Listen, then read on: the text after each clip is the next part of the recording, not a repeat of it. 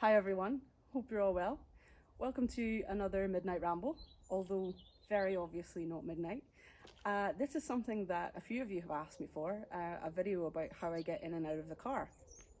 And you know, I remember in the early days that even though you get shown the proper way to do this, I would always take little tips and tricks from friends and teammates and things, watched how they did it and maybe incorporate that into my technique.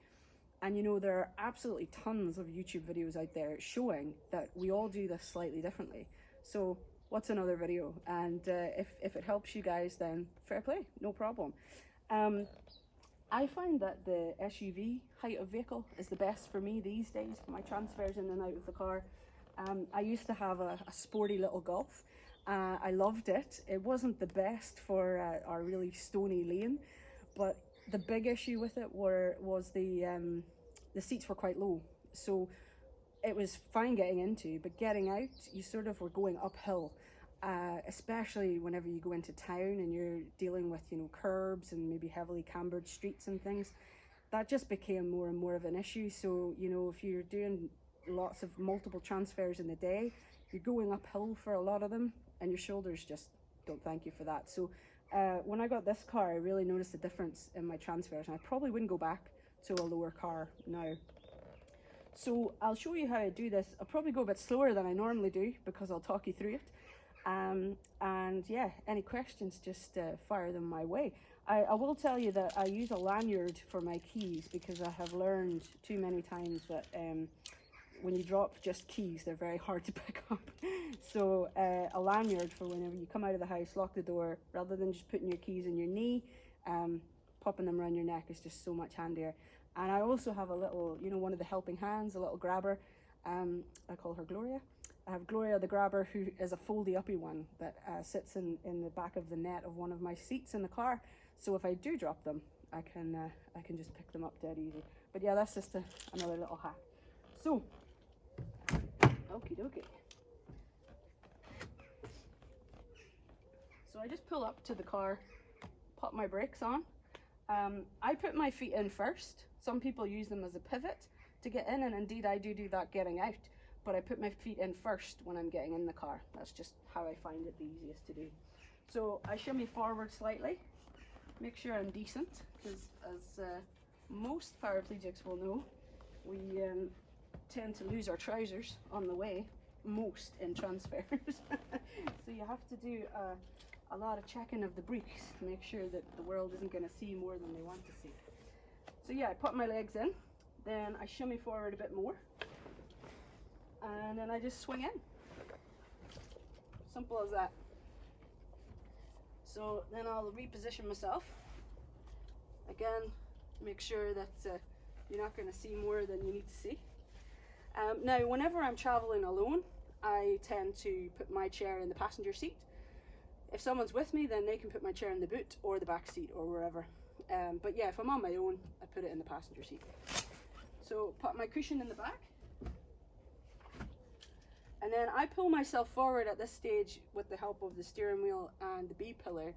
Some people with higher injuries might use a seatbelt so they don't fall out. I just find that I know the sweet spot now of this car, so I kind of know how it works. So yes, I just pull myself forward and I'm leaning against that and this. So pop the brakes off. You'll also see I've got some helicopter tape on the door here, which is just clear tape, and it stops the door getting too scraped, because that is one thing that happens as a chair user. Your car gets pretty beat. There's nothing much you can do about it really. So put my chair in the back seat. I also have one of those little covers that you can get in the pet store and places to protect the upholstery on the back seats, and then that just stops them getting marked from my wheels. And then I just transfer my chair over.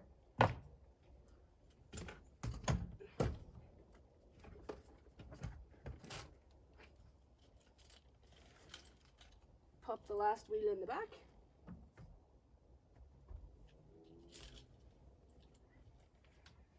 Bring my chair forward and bring the back, and that's me, good to go. Like most other people with spinal cord injury, I use push-pull hand controls on an automatic transmission. It's just pull to accelerate, push to brake.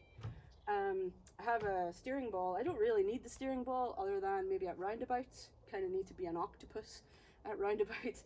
And for that same reason, I have an indicator stock on my hand controls. But that's it. I mean, the car is completely standard. Other than that, it's just the same as any other X1 on the market. And indeed, you know, you can just hop in and drive it. The pedals still work. It's just the hand controls are connected to them. So that's that. So I'll show you now how I get it out, and I'll probably do that a bit quicker.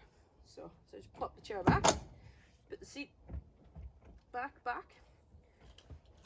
get myself in position, wheels out again.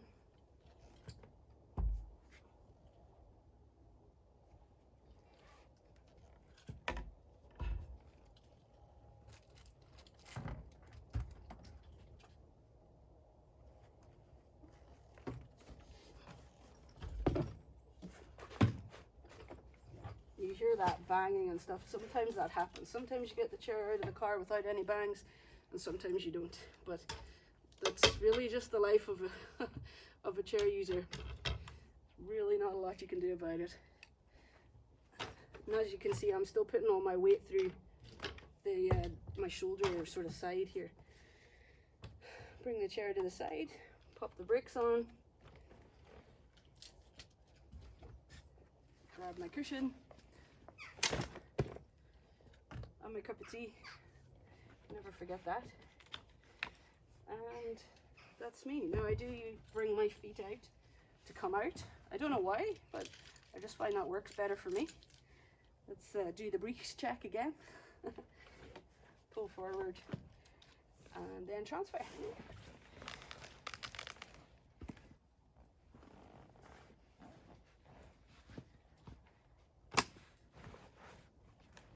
And that is that. Easy as that. I've actually done it a good bit slower than I normally do it because I've been chatting and things, but it just becomes second nature whenever you've been in a chair a long time. And you know, getting back to driving is such a big deal about your independence that you just learn to transfer like little kids learn to, you know, tie their shoes. It's something that you learn to do because you have to, and it becomes second nature. So I hope that's been helpful. Like I say, fire me any questions, and yeah, until the next time, ciao for now.